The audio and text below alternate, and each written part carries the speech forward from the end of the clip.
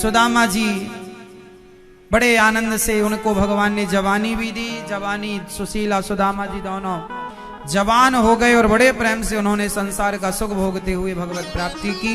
भगवान के भजन का बड़ा प्रभाव है। उसके बाद भगवान कुरुक्षेत्र में गए, गोपियों से मिले, गोपियों से वार्ता हुई। भगवान माँ यशोदा से मिले, नंद बाबा से मिले। वापस आते समय वृंदावन आए और राधा रानी से मिलते हुए भगवान यहाँ से आगे गए। माता देवकी ने कहा हमारे 6 पुत्र हमें कन्हैया लौटाओ। भगवान ने 6 पुत्र लौटाए माँ देवकी के। भृगु जी पर त्रिदेवों की कृपा हुई। इसके बाद सांब का पेट में कपड़ा बांध कर जाना और दुर्वासा जी से पूछना कि मेरे पेट में बेटा है या बेटी। दुर्वासा जी ने कहा कि तुम संतों की परीक्षा ले रहे हो, जाओ, तुम्हारे पेट में ना बेटा है ना बेटी, बल्कि तुम्हारे वंश का नाश करने वाला मूसल है। मूसल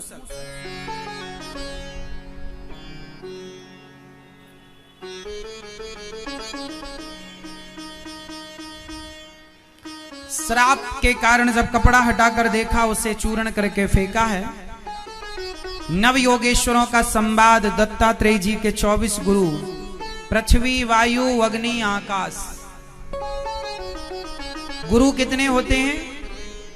शिक्षा गुरु तो बहुत हो सकते हैं, पर दीक्षा गुरु एक होना चाहिए।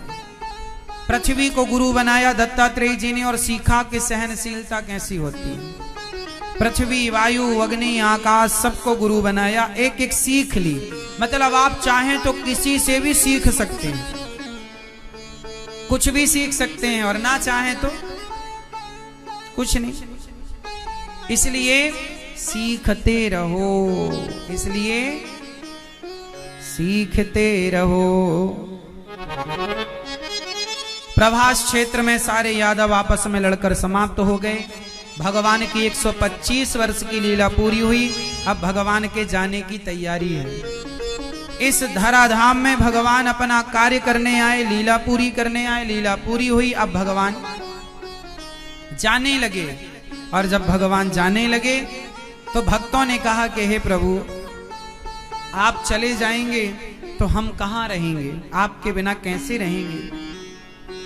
भगवान बोले हम जा नहीं रहे, हम भागवत जी में समा रहे हैं। जहां जहां भागवत जी होंगी हम वहां वहां प्रकट होकर अपने भक्तों का दुख दूर करते रहेंगे। हम कहीं जा नहीं रहे, हम तो भागवत जी में समा रहे।